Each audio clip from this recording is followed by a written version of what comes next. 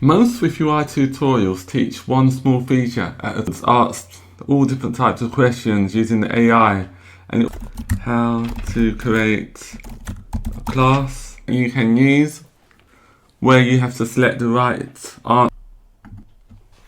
So instead of stitching together, before we start building, I've added a free complete SwiftUI project.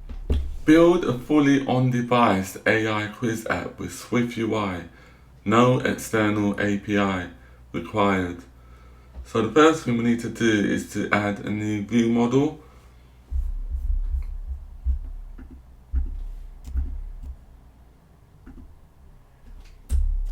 Let's call the view model QuizPracticeViewModel.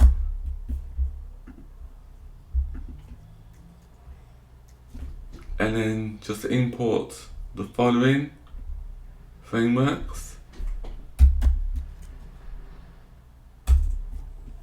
The view model manages quiz, practice sessions, state and interaction.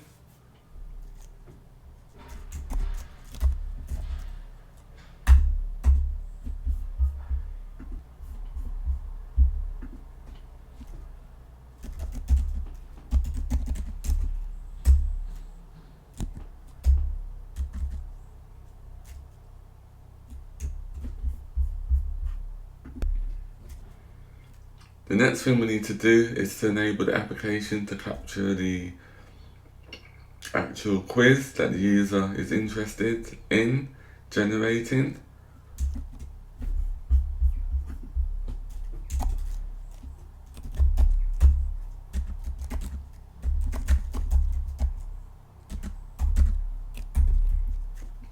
The default will be set to SwiftData,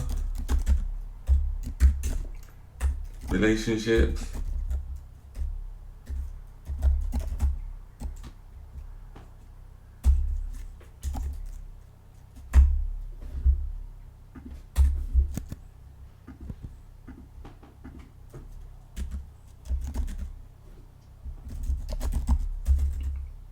the next thing we need to do is to add the difficulty of the quiz.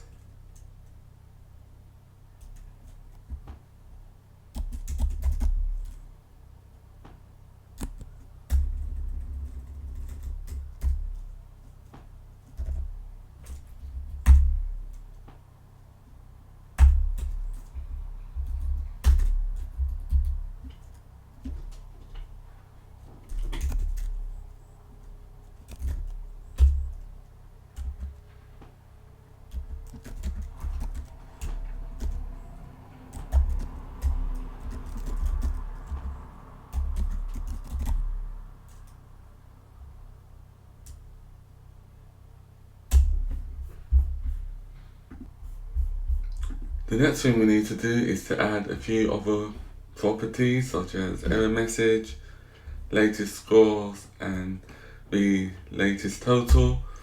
I'll just copy and paste them.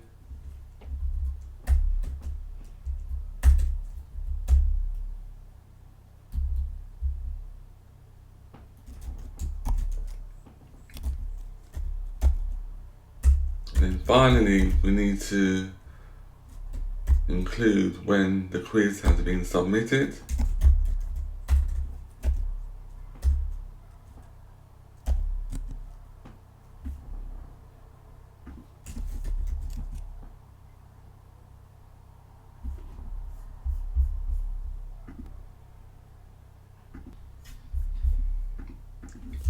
The next things we need to do is to include our AI service dependency. And we need to consider injecting via initializer for better testability.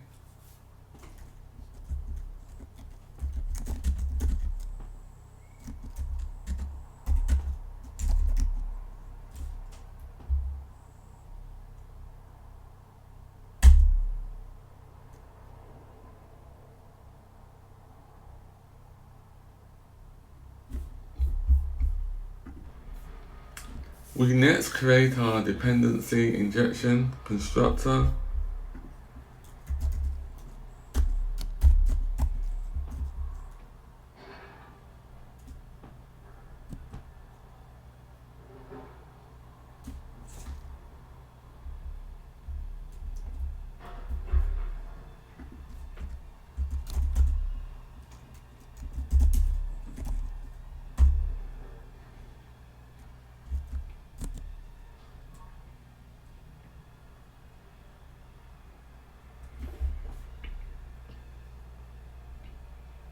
Let's name on line 27.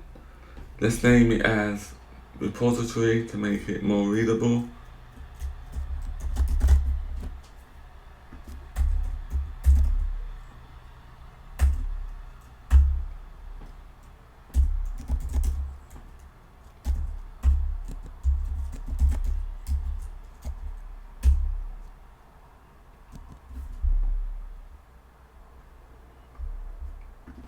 As you have noticed, really we should be passing the AI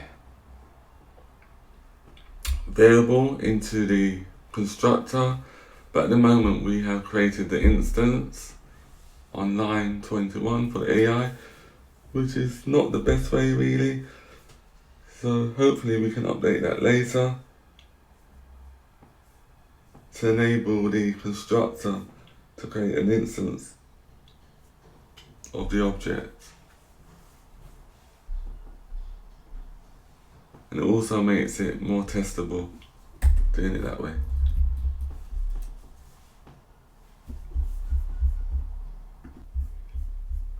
The next function we need to create is called generate quiz.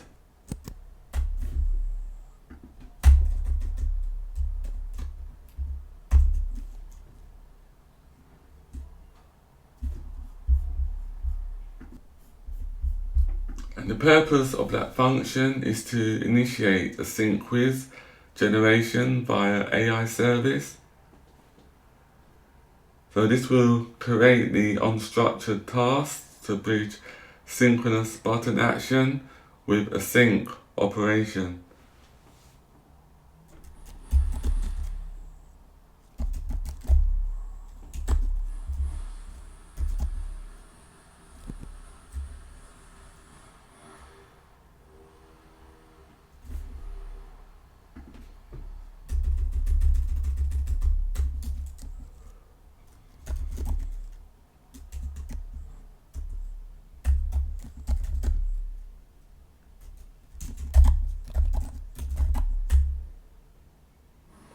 Oh, that should be in.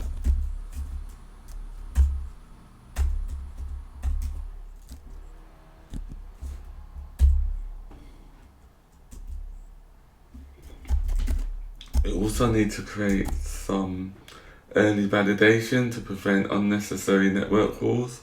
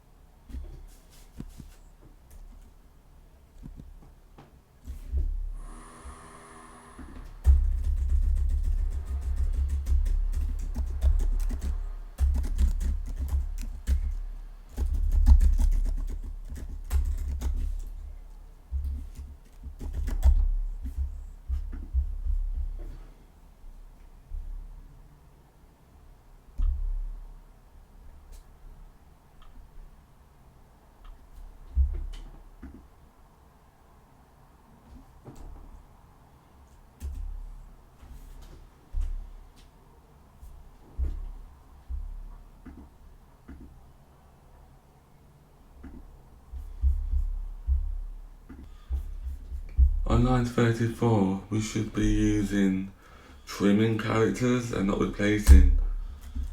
So there should be trimming.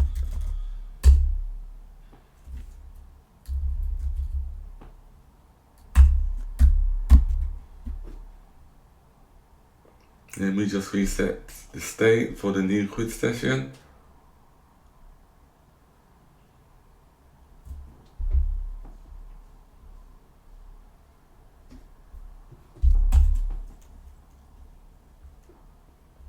The next part is to include unstructured tasks for async work that inherits from main actor in our installation.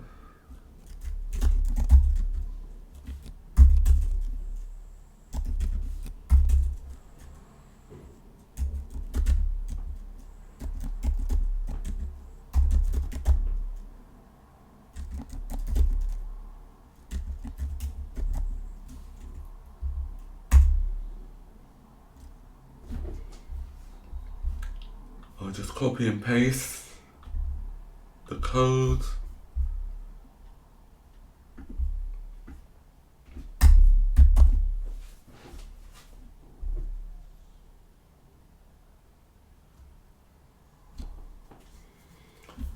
So we don't have the variable defined as clean topic on line 34. We defined it, but it's been defined as clean topic.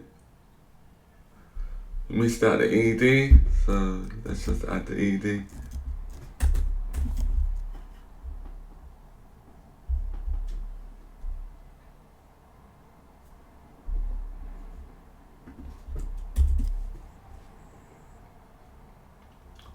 And then next, we use persist generated questions to the repository, such as using like SwiftData or similar.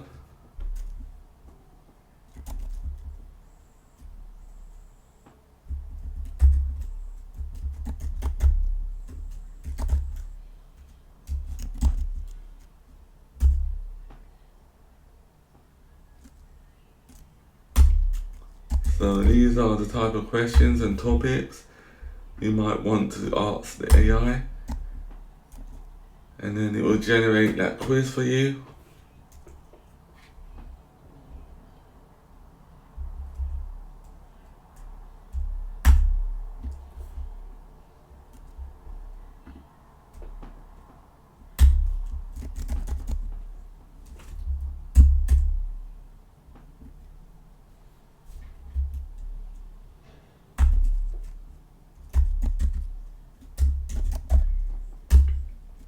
So we're not generating anymore, so we just set is generating to false, and then just capture any errors that may happen.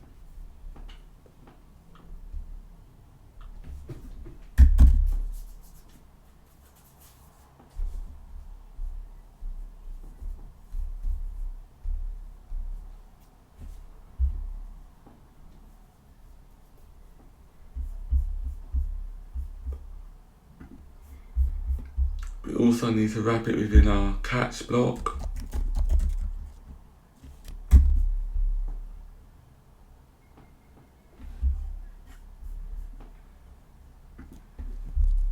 Add an ending bracket.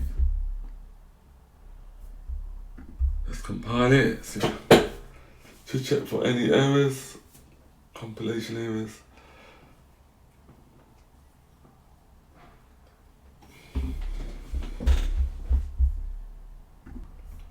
The next thing we need to do is to create a function to like store or select the user's answers for each of the questions.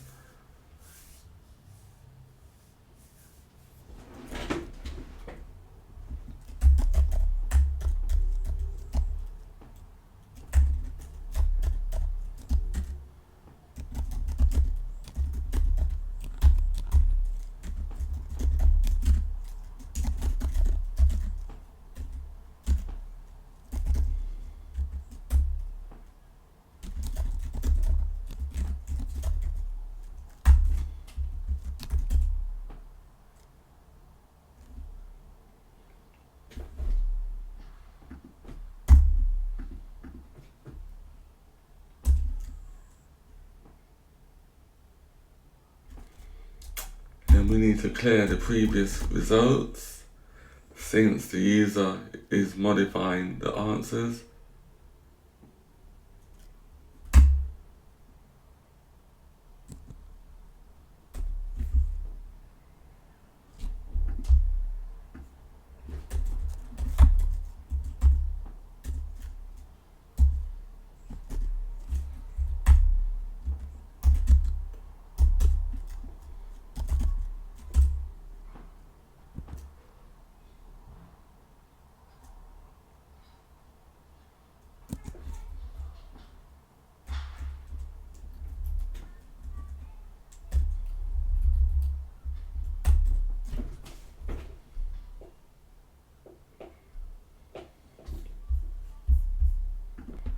The next thing we need to do is to create another function that will allow the user to validate and submit the completed quiz for grading. Validation ensures all questions are answered before grading. Score calculation happens client side for immediate feedback. So for this one, I'll just copy and paste the code instead of typing it all in.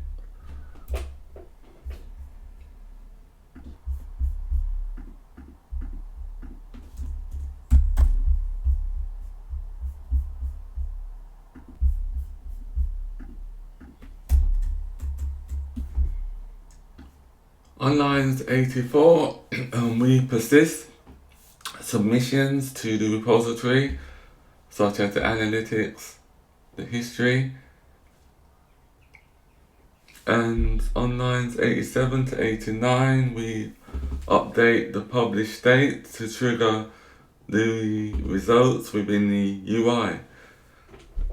So the next thing we need to do is just to have a refresh function. A reset function.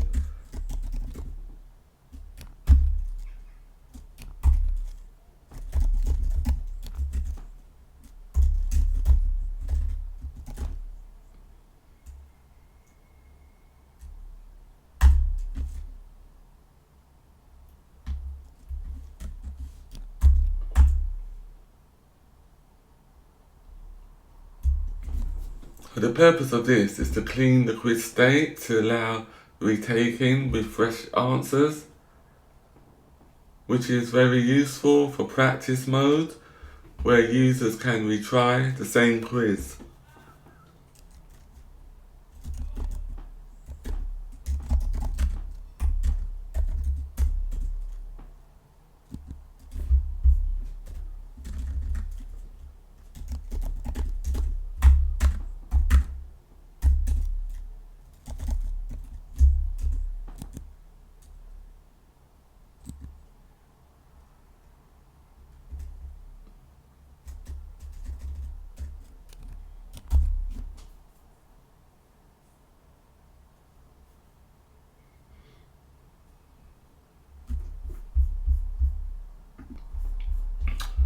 Parameter questions are spelled incorrectly, so let's fix that on line 92. It should be questions.